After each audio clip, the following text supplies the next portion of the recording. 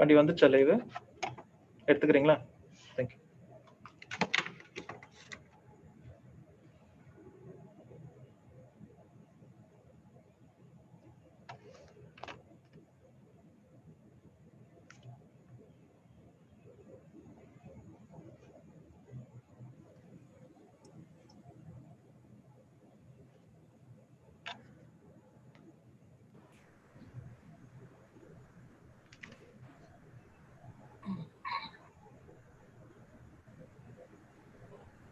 So hello and welcome to Time Pass, to yet another edition. We have Karan Johar with us, who's a producer, director, the voice of the industry, guardian of all the bright young things, a storyteller on every platform that God has invented, and also the man with the best spout in the business. So welcome, Karan, to the show, and we're really looking forward to the conversation.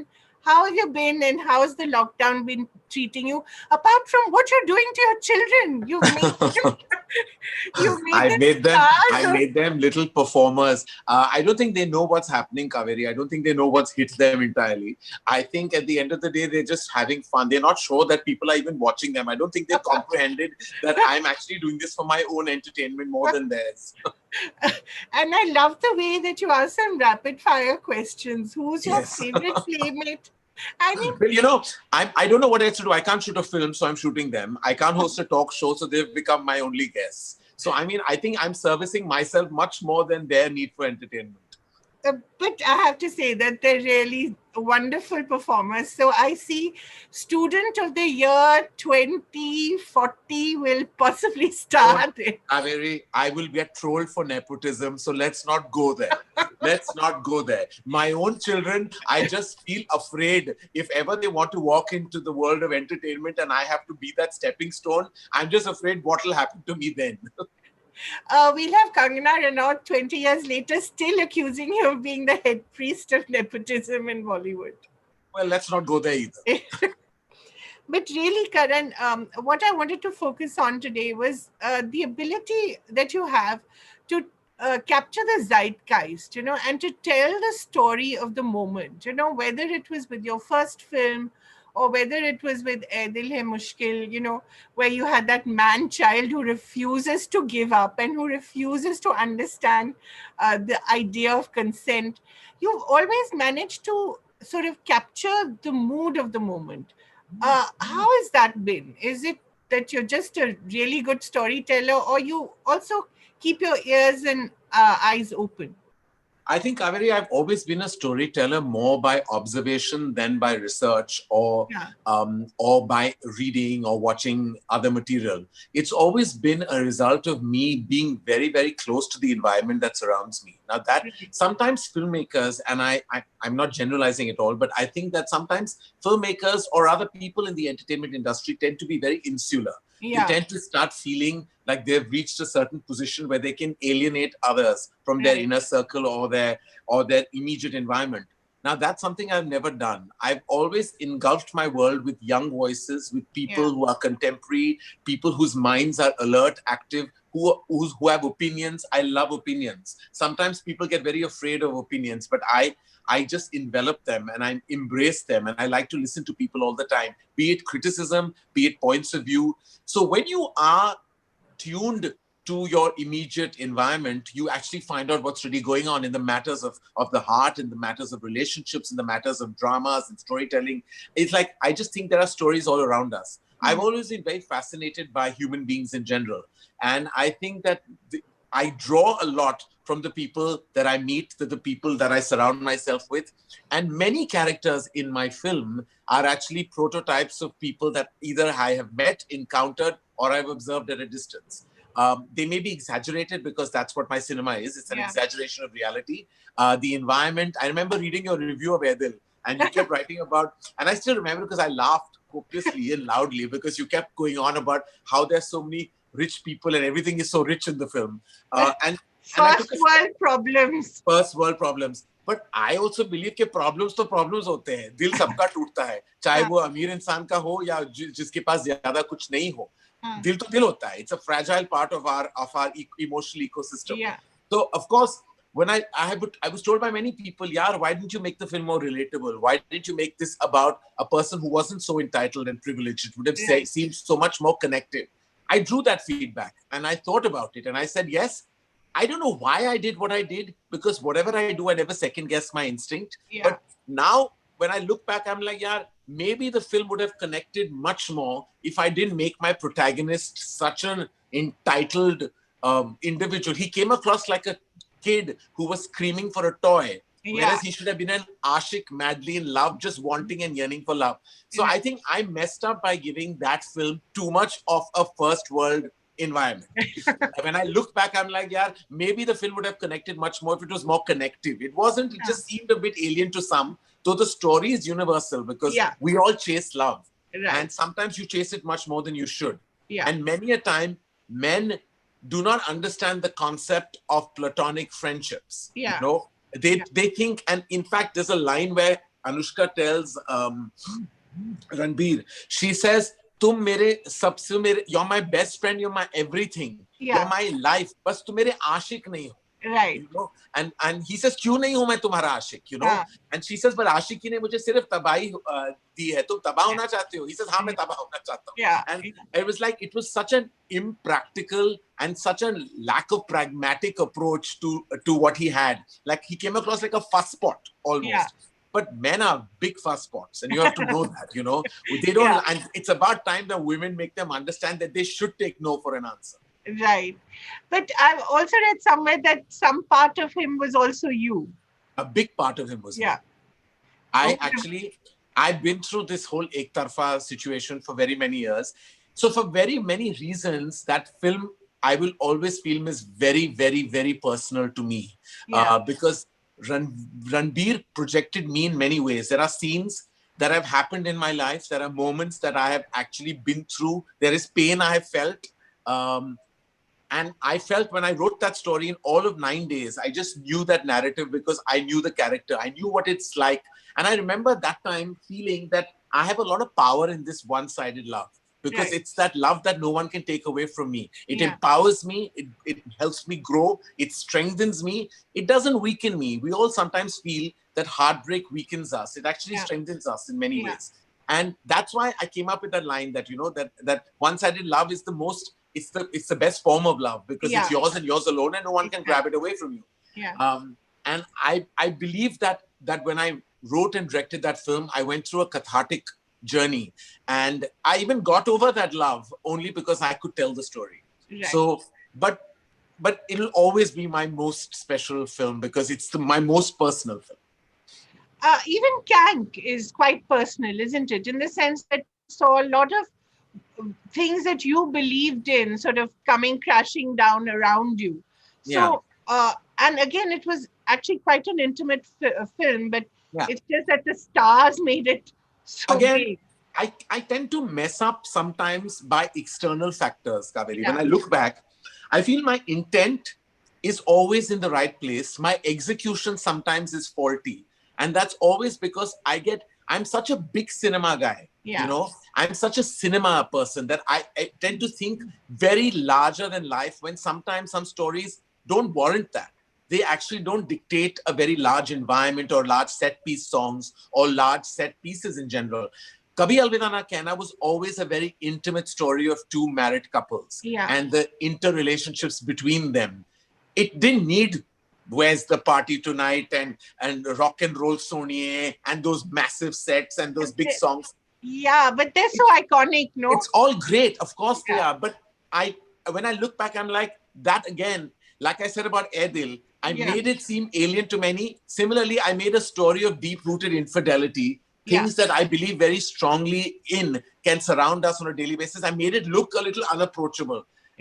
Which is why there is always a polarization when it comes to these movies. There are polarized opinions. And I think that I could have killed that polarization by making films more identifiable visually. But I want to bring you to the film that you're doing now. And something tells me there's this history nerd hidden somewhere deep inside this very showbiz guy. And to attempt a story of Aurangzeb and Dara Shikoh, it's the ultimate story of love, loyalty, betrayal. It's like your family saga, just, It's you know, like I've said, it's K3G in the Mughal era. It's exactly. actually all that. You know, it started off by me. So you are very right. I'm a full history nerd. I love history. And I'm obsessed with Mughal history as well, Yeah, because they were so colorful, right, so vibrant, so exotically crazy, right. that they just caught my attention time and again. Their stories are just juicy. They're Yeah, just juicy. They have so much material embedded yeah. in them. It started off with me making a story, and Uh, then I met Sumit Roy, who was yeah, the screenplay writer of Takht, and he right. said that there's a film in Dara, and he's Right. a footnote in history, but a Yeah, very, very critical and essential footnote that right. may have changed the way we look at history itself, you know. Yeah, And then we found the dynamic of Dara Shikoh and Aurangzeb so exciting. yeah, It was like, and almost the what if of the film really excites me. yeah. What if Dara Shikoh had ruled and Aurangzeb did Absolutely. not? Yeah, I think that the history of the world as we know it would have been totally different. right. And that's the what ifness is really something that really caught my attention. Also, it's a very relatable and identifiable story to all of us even today. Yeah, It's a tussle of two schools of ideology, and exactly. that's what we all deal with on a daily basis today. Yeah, It's the classic clash of liberalism and fundamentalism. right. And I think around them were amazing characters, Jahanara and Roshanara, the two sisters, Shah They Jahan, were the such father. powerful women, and they were Yes. single women, you know, Yes, and and they ran. amazing Jahanara, who Karina who is depicting, Yeah, Roshan Ara depicted by Bhumi. They were very, very amazing characters in yeah, history. You know, they really were. And even the character that Alia Bhatt was playing, and I keep saying was because we were meant to shoot it, and now we'll shoot it yeah, a little later. But we are definitely making the film. yeah, Uh, all these women, all the women were so amazing, yeah, and that a piece of me just collapsed when this virus hit us, because I was yeah. so ready to be on that set, breathing that energy into Takht.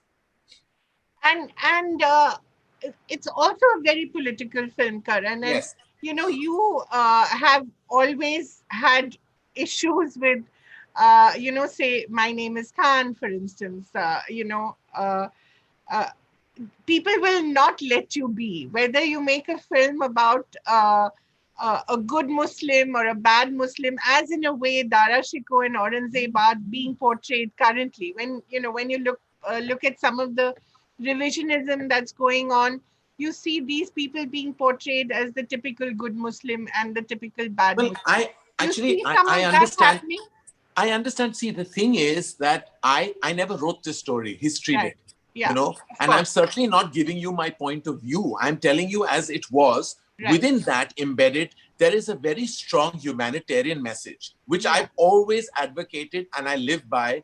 And that message was also embedded in My Name is Khan, where there are yeah, two types of people. There are good yeah, people and there are bad people. right, There is no third type of person. You right, know, now good people can come from any religion and bad right. people can come from any Yeah, religion.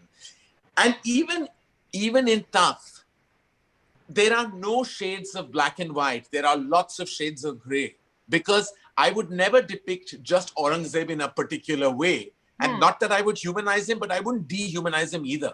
I hmm, would just project it the way I saw it from the various pages of history I've read and the historians I've met, because everyone has a perspective. Everyone who may fumble and falter in life has a deep rooted childhood trauma, a deep rooted psyche that takes them in that direction. right. All I was doing as a filmmaker was giving you the worldscape of those characters and leaving the interpretation of their good, bad, and ugly to you as an audience. Right. I, as a filmmaker, was trying to stay away from opinion and judgment, because history cannot be judged. It has to be projected. You Right. can judge it, but that's a different film. And that was not Takht ever. Right. But do you expect that it will be judged even before it is released, as in India, most films like this are? Well, I would hope not, because I think I would imagine that I haven't made the film, so I can't say it. I might be speaking too soon. But I would imagine that my handle on the material would be sensitive. and would never be to sensationalize or to advocate any sensationalism. It would be to really be sensitive to the material and to the viewing audience. Also, as I said, I never wrote that material. History wrote it. Right. Karan, let's bring you back to Bahubali. A lot of our viewers are from the South, and Yes. perhaps very few of them know that you saw Bahubali in its entire potential, much before the rest of the world woke up to it. And you saw the national and even possibly the global possibilities of that film. So, talk So a little about what attracted you to it. there's one mega movie star in this industry, and there's one mega movie star that is part of Bahubali, and that is none other than Rajamouli. Right. I'm a huge fan of Rajamouli, sirs, and I have been tracking his films, watching it like an avid cinegoer and an avid fan. From his very first film, which is ironically called Student Number One, right up to Ega, which was dubbed into Hindi as Makhi, I have seen his films. I've applauded them as a fan and as a filmmaker. And so when I knew he was making this ambitious film called Bahubali, and Rana Daggubati is a very dear friend of mine. Right. And when I heard about it, we all got into a room and decided that this film should be pan-India. It cannot be just restricted to a film that is made as a regional film. And I think that was also their intention. They always saw this as a global film, not as a Telugu film or a film of a regional language. It was a global film. And the visuals were, and I said, the first thing I told them, I said, please position this as the largest motion picture made out of India, because there is complete truth in this statement. That's what it was. And that became our initial marketing peg to woo the national audiences. And the rest, as you know, is history, because the film was so magnetic and majestic that it didn't need me. I just was probably a marginal stepping stone, because the film was a movement and anybody could have started that movement. I just was fortunate to be attached to it. Are there things in the Southern film industry that really attract you? Are there heroes, actors, actresses who you really look out for their work? I mean, hugely. There is such a gift in the cinema there, be it the content of Malayalam cinema, the unabashed mainstream nature of Telugu cinema, the subtle nuanced storytelling of Tamil cinema, the silences of Kannada cinema. I mean, it's really filmmakers like Rajamouli and Vetri Maran and Atlee in the mainstream in Tamil, and a series of them. I can go on and on talking about the magic of Mohan Lal and the absolute beauty of Kamal Hassan and Mammootty's genius and the younger kids that are doing such film, even Dulquer Salman, such a fantastic actor. Isn't he fabulous? Vijay Devarkonda. I mean, then Mahesh Babu and Allu Arjun, and the list goes on. Prabhas. They're just, and the women, like I saw a film the other day with Sai, this lead actress called Sai, and she's fantastic. In this film that I saw called Fida. I was watching this film called Fida. It's a Telugu film. And I was just seeing, I said, oh my God, Samantha. And there's a list of beautiful men and women, ladies and gentlemen, that are so talented. And I feel all of us pretend that we in Hindi cinema are doing a great job. But let me tell you, eventually the crossover is happening. The crossover is mainly when the South comes as a national viewed audience, and the North is also viewed then, the South is viewed then, everything is viewed. That's the real crossover. Like I say that Bahubali is the first crossover story. We always think that our films that go outside of India are crossover successes. But we need internal crossovers first. Absolutely. And I think Bahubali was the first of it, as you said. But there have been others, like Mahanati did very well as well. That Kirti Suresh, again, is just such a fantastic actor. Fantastic. Mahanati is such a great film. Yeah. So is there something that you watched recently? You talked about Fida. Is there something else that you watched recently which really caught your eye and you thought, my God, this is fantastic? I mean, I've seen a host of lot of films, but I have to tell you, Asuran that I saw that was directed by Vetri Maran. Oh my God, it just blew my mind. And Dhanush is just amazing. He's just spectacular. Dhanush he just exploded in that film. I saw it and I was at the edge of my seat. And in a very solid mainstream, fantastic way, I love Atlee. He just made a film called Bigel. Right. in Tamil. That was a Yeah. resounding blockbuster success. Right. And before that, he made Mercil, and before that, a film called Theri, and his very first film is called Raja Rani. And I've seen all four, and I love him. He is like he's the magician of masala. Like really, he gets it right. He gets it with poignancy, and he gets it with perfection. So you're quite a fan of Southern cinema, Karan. Yes, tracking it all the time. Is that just to look at the kind of stories they tell, the way they tell them, or is it also to draw inspiration in a way? I almost feel like they're like the iPhone. They're always updating themselves. It's like, and I think that we need to learn from that update skill. Like, I think that's a skill set they have. It's a fantastic skill. They're updating in technology, in narrative, in storytelling. And what's fascinating specifically about Telugu cinema is that they never lose their basic grain of storytelling, which is to woo an audience that has loved that cinema. You know, their songs, the way they introduce their leading ladies and leading gentlemen, the way they shoot their action. You know, it's just that masala has never left them, and they're not apologizing. They're not apologetic, and you know, they haven't succumbed to intellectual pressure, and I say that in the best possible way. Like they're not looking for like validation from like you know, Twitter or Facebook, or like they don't want to be the talked about, like loved and applauded critics baby and critics darling. They want to make films that they believe in. Yes, there is a certain, sometimes a level of misogyny that creeps into some of the narratives, but that's true even of cinema that we make. So that's something that we all have to check ourselves for.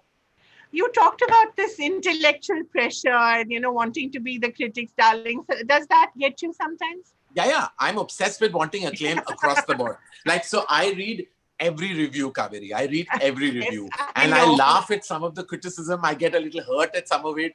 I think a lot of critics are also great stand-up comedians. I agree. Because some of them write really well and they're really funny. Even when they're poking a joke at you, I can laugh because I'm like, I can take a joke on myself. Especially if I know that I have faltered, I'm happy to accept it.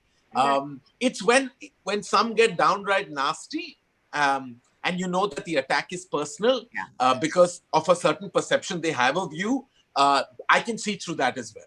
Like I have a lot of critics who are also dear friends who have not liked various films that we produced. And I'm always okay with this, but I love reading, like, and I want to be a critic's darling. I always miss the boat somehow. Because I think my reputation precedes me and I never land up getting that applause that I feel sometimes I may deserve. And I feel aa bhi jata hai na to mar mar ke aata hai. You know, I feel like it comes with a lot of like dil pe patthar rakh ke chalo kuch acha bol do kyunki ye Karan Johar ne bana liya hai, bolna padega abhi, you know. If it was, I always joke that mera naam Karan Kashyap hota to kya baat hoti. Or what, Rahul Johar. That was how you were born, right? I was born as Rahul Kumar Johar. Rahul Kumar Johar. Oh my God. That's my Janam Patri name. Oh God. But, you know, I wonder if your father looked down upon you now, he would be so proud of you, Karan, because you also emerged as a sort of elder statesman, voice of the industry, and he was always everybody's best friend. In a way, so are you. You know, he was always out there to help everyone. He would be a very proud man today, wouldn't he?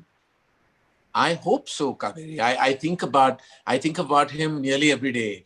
Right. And so for me, I have a firm belief that when you lose a parent, you gain a God. And to me, my faith in prayer really comes from my faith in praying to him. Right. So when I'm in any kind of a turbulent situation, any kind of crossroad, I always turn to two things. Either I talk to him or I think, what would he have done? Because I worked very closely with him. I saw him very closely about how he dealt with people. And that's the one thing that I imbibed from him. He always said films could be hits and flops. Relationships have to be blockbusters. Right. And I think that I've kind of tried. It's very tough at times because I think he was made out of something else altogether. I try to kind of be the man he is. I fall short many a time and I achieve it sometimes. But he's definitely my barometer, my emotional and my professional barometer. And as a father, is that something that, you know, you're raising your kids with some of that philosophy? Yes. In the power of goodness and being kind to each other and people around them. And also what I'm trying to do with a little bit of a modern twist is not to kind of stereotype and slot them into boxes, which we tend to do with our kids. Because I have a boy and a girl, you know, it's surprising the politically incorrect things we say to our children on a daily basis. And we don't realize that we are creating a fabric of thought within them that can impact their lives ahead. And like you'll hear things like don't cry like a girl, or boys don't wear pink, and boys are brave and girls are, you know, no, don't hit her, she's a girl. I mean, like, I that's the one thing I've inculcated within the ecosystem of my upbringing and in my environment. None of these things are allowed to be said. For me, they're both the same. Boy, girl, no difference, because I know as a child, I was a very effeminate child, and I know the trauma I went through, you know, and I know how it impacted me and how it upset me and how it played on my mind. I don't want my children to be victims of stereotype. That's the one thing that I do. More than my father's teachings are the teachings that I've learned with my ear to the ground in the recent past. But you worked so hard on yourself, Karan, didn't you? You worked on your voice, you worked on your appearance, you worked on your intellect. I mean, you've been sort of a work in progress. Aren't we all? Aren't we all? I think you really put in a lot of effort. In a sense, you have to, because the one thing that I think people sometimes tend not to do is acknowledge their weaknesses. Or rather, sometimes not even their weaknesses, but their shortcomings or things that could limit their growth in society and in their zone. That's the one thing. I've always been open to knowing what's wrong with me and what I think I need to, and not even wrong. Like when I was an effeminate child, there was nothing wrong about it. It's just the way but at that point in time, I didn't know better. So I remember working on that, trying to, not that I came out like Rambo at all. I'm not even saying that, but I'm proud of who I am today and what I stand for. But I remember I went through a journey of realizing that you have to find pride in yourself and who you are. But when I grew up in the 80s, Kaveree, it was a tough time. It was like we were always slotted. It's like if you were not playing football and cricket and basketball, you were a pansy. You know, if you hung out with the girls, you were effeminate and a girl yourself. You know, there was no such thing as friend zoning in those days. Like if a boy hung out with a girl, there was no such thing as friendship. There was sex on their mind. You know, so it's like today things are so different. I mean, I know you have children and you know what's happening around you. But also, Karan, I think you've not outgrown a lot of your friendships. You've remained friends despite a lot of problems. I mean, you've had ups and downs with a lot of your closest friends, but you maintain that. That's not very easy as well in the industry, is it? All relationships, marriages, everything requires a lot of work. Nothing just comes easy to you, you know. Eventually, all of it requires you to kind of, you know, put in that work. Now, sometimes two people don't put in an equal amount of work. You know, to create that bond. And you have to realize that you may be the person, should be the bigger person, and maybe put in more work just to make the relationship work. Because some people may not be cut out to put in the kind of work you do. And work means being in touch, being compassionate, always, you know, looking beyond yourself and into their lives.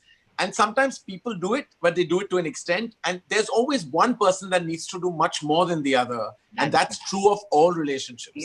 And I have imbibed that from my father. Then I tend to be that person who does that, who runs that extra mile to make a relationship work. And that's the only way relationships can work. There are never equal relationships. Between parents and children, between husbands and wives, between friendships, between partnerships. Nothing is ever equal. You have to make sure that the inequality is acceptable. Right. And one person always ends up giving much more. And that happens to be you in most cases. I don't want to sound like a martyr in this because I enjoy the love that I derive from that relationship. Right.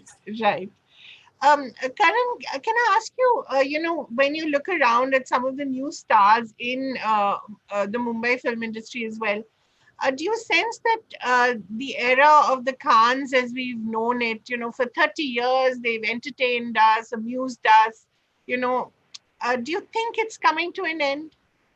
I don't think that era can ever end. Because it's omnipresent. Like just the other day, I want to tell you, I was speaking to like a platform, an OTT platform head, and they were telling me that the maximum viewed content right now are all these classics that were in the 90s. There were Hum Aapke Hain Kaun and Kuch Kuch Hota Hai and Dilwale Dulhaniya Le Jayenge, and all these films. I think that they have, the Khans as we know them are not only mega stars. So every generation has had this triumvirate. There was Devanand, Raj Kapoor, and Dilip Kumar, and there's Shah Rukh, Amir, and Salman. And in many, many ways, they've created a certain stock of greatness in cinema that we are always going to visit. Now, I'm today 48 years old. Some of them are in their 50s. So obviously the kind of work we do, or rather the material we put out will be age appropriate. And that cannot change. But will that legend, and be it Akshay, Ajay, Amir, Salman, Shah Rukh, will the stories of these legends of cinema, will they ever evaporate? They can never. Will they diminish? Never. Will they dilute? Never. Because their omnipresence in cinema is so apparent on a daily basis. They are either a reference or they are a reality. So you can't run away from both, And they always go. Their brilliance is always, like Mr. Bachchan, for example. I mean, can you imagine Indian cinema without his presence? It's not possible. And he's withstood storms. He's withstood criticism. He's withstood turbulence within and externally and internally, and has yet emerged as the biggest motion picture movie star there is in Indian cinema. These men, these illustrious men and women, I have to say, a lot of the women are standing tall even today. And I think times have changed now. Acceptance of the past by not treating it like the past, but acknowledging its brilliance is the order of the day today. Right.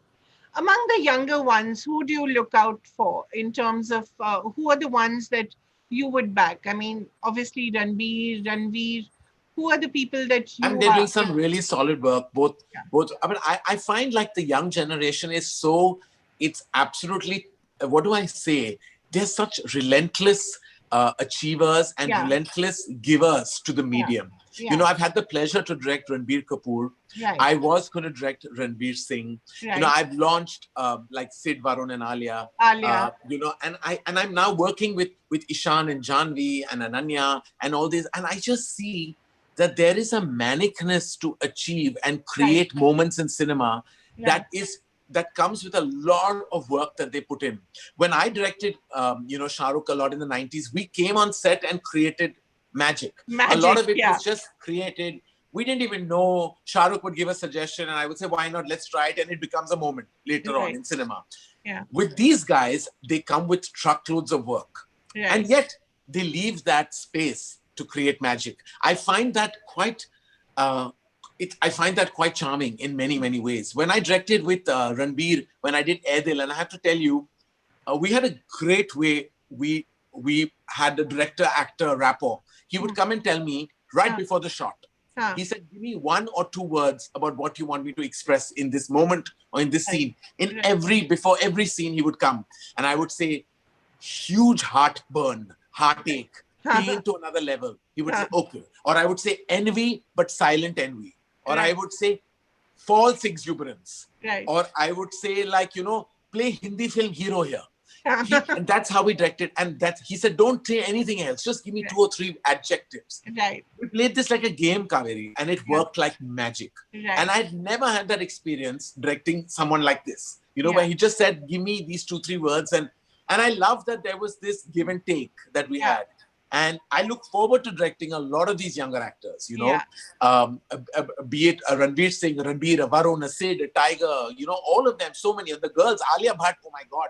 I feel like when I directed You're like her second father, Karan. I totally am. But I always say that her emotional launch was Student of the Year, but her professional launch was Highway. That's where... Like I brought her into the movies, but I didn't give her the craft that Imtiaz Ali gave. Eventually he gave her the craft and then she took it to an altogether different level. And I actually can't wait to direct her because I feel I'll be directing a new actor because I haven't directed this brilliance that I've seen in film time and again. Every time I see her, Kaveree, I'm like, she's gifted. Like, not because I don't want to take any credit, but I think nobody can. She's like, the good universe's good product. She really is wonderful. And I think Dear Zindagi was, again, one of her finest performances. She was just so good in it. Amazing. I remember Shah Rukh, I have to say that once I was on set and Shah Rukh and she were doing this long scene and Gauri had really rehearsed with them. And Gauri is a very meticulous filmmaker. Right. She really rehearsed them and then they did the shot. The shot finished. And I know because I've worked with Shah Rukh for so many days of my life. Yeah. But I've very rarely seen him do something like this. He got up and he just put his hand on her head and he said, "You're blessed." Yeah. And he just said that to her and he went back to doing what they were doing. And she was like, "Oh my God," like, whatever. And I know that he said that she's special. He just said she's very special. And I know with Shah Rukh, that's a big compliment because it doesn't come very often. I've yet to get that hand on my head saying I'm blessed. You will. But he was also wonderful in Dear Zindagi. He was amazing.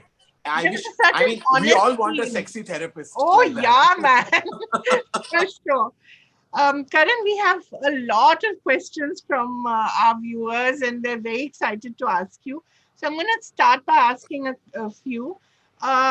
We have Vikash Agarwal from ICC who wants to ask a question. Vikash, you want to go ahead?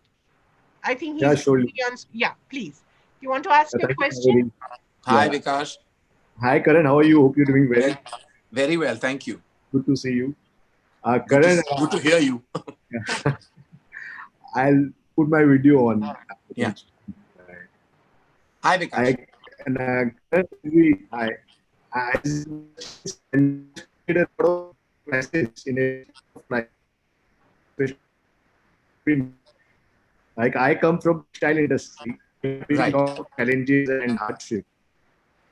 So, like you being the forefront of your entertainment industry, your film industry, how do you foresee your industry handling this crisis effectively and come out of this?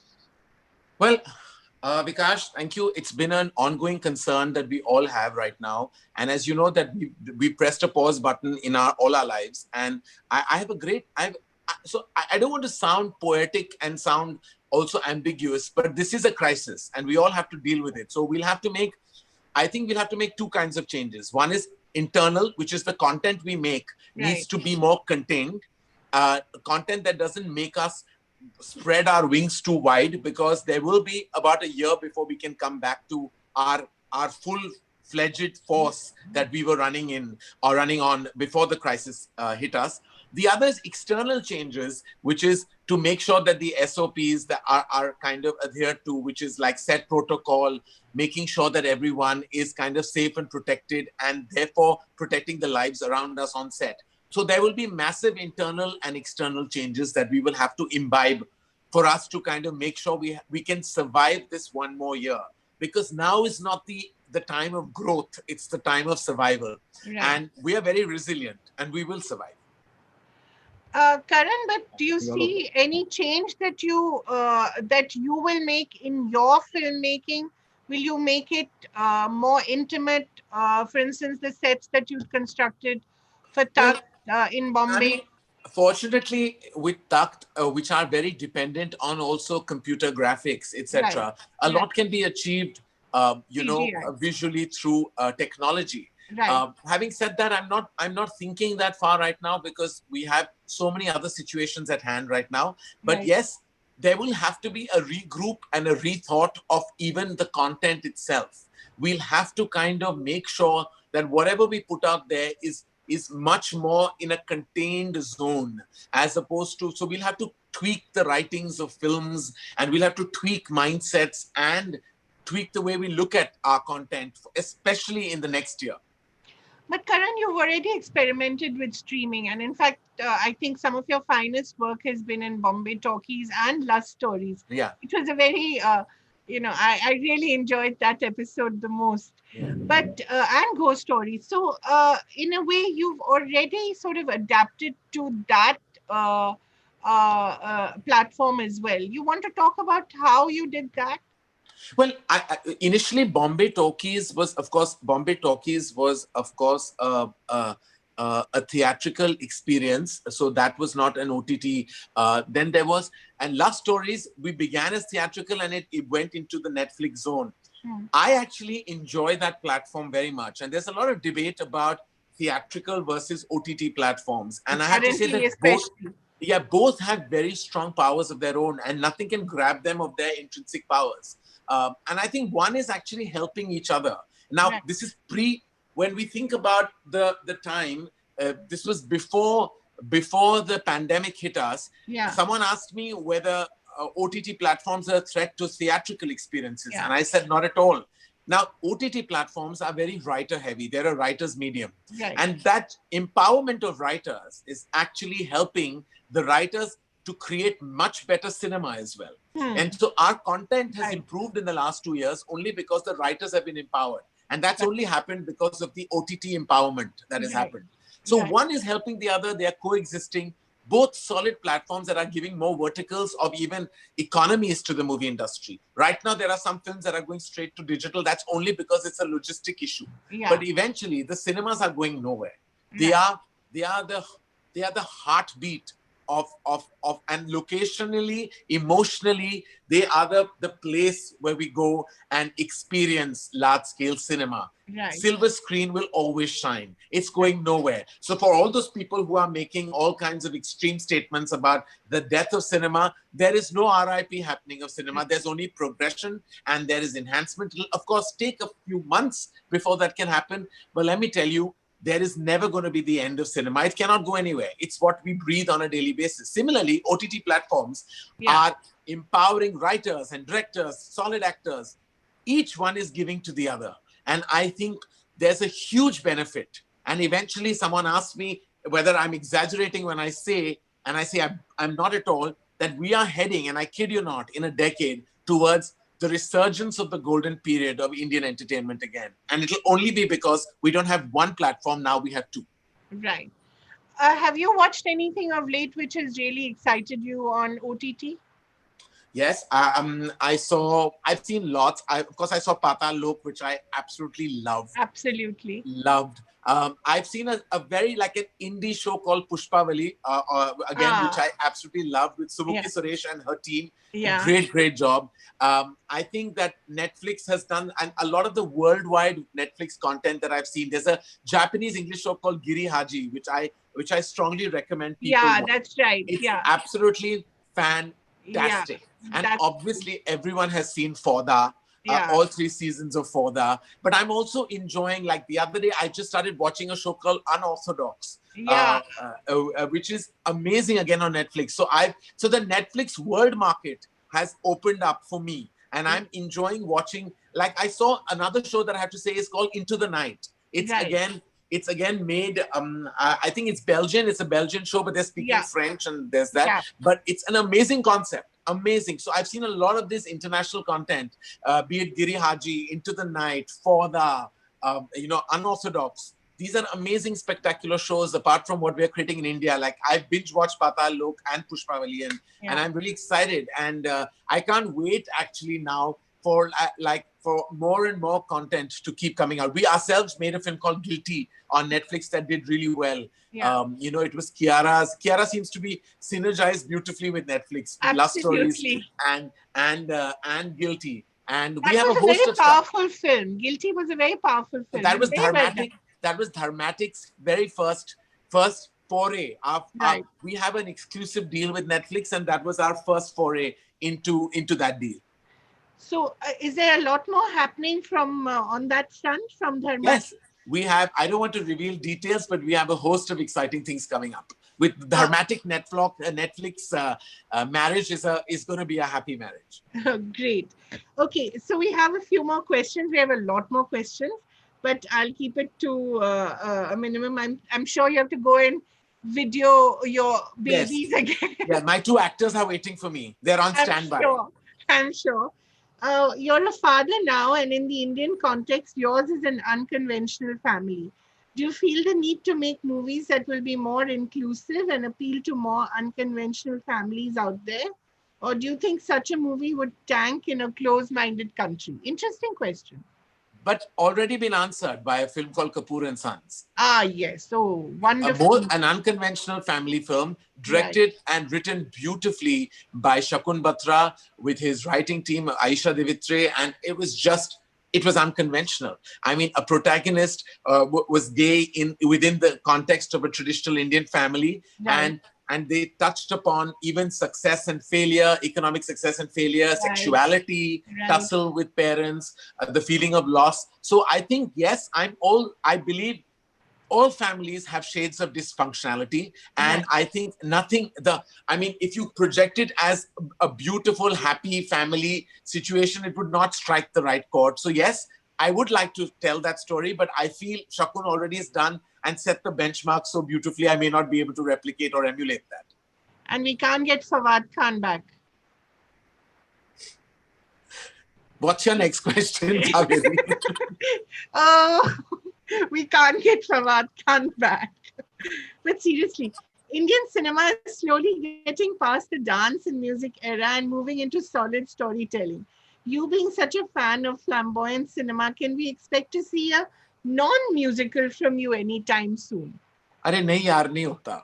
अभी now I feel मैं एक ऐसे उम्र पे पहुंच चुका हूं that I don't want to sacrifice my big loves of Indian cinema, which are गाना बजाना, नाचना, गाना. These are things I grew up on. I mean, I can't suddenly play act like I want to be subtle and nuanced.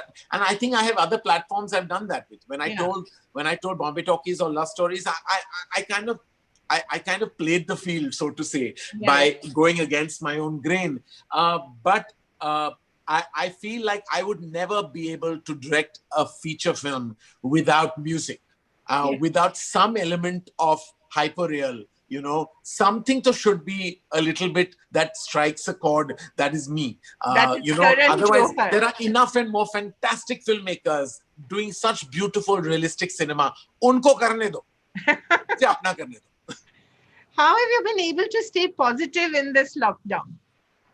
I'm very fortunate that I have a very, very positive house. Like I have 2 children that can't help but make me positive, because every morning I wake up to sunshine, and when you have the sun shining on you, even when it's gloomy and dark, that's a big plus to have. I have a very, very supportive and positive mother. So the environment around me is Who's positive. also being tormented by you, by the way. Yes, I know. She told me, I don't like it that you come unannounced with your camera. And you'll have to start paying me if you keep doing this. And of course, there is the Sindhi blood that I have. She's full Sindhi and I'm half. So there is a monetary negotiation that may have to happen. But let me tell you secretly, I think she's enjoying it as well.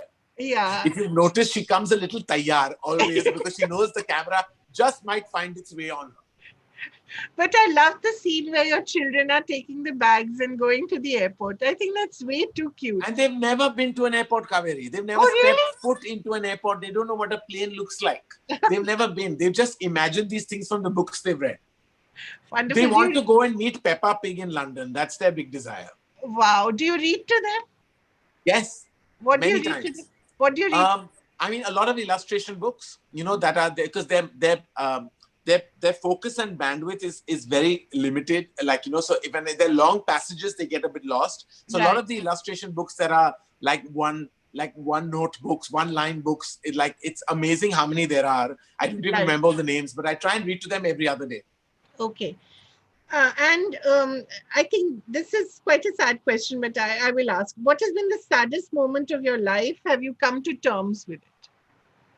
I think losing my father was very much my brush with sadness and tragedy.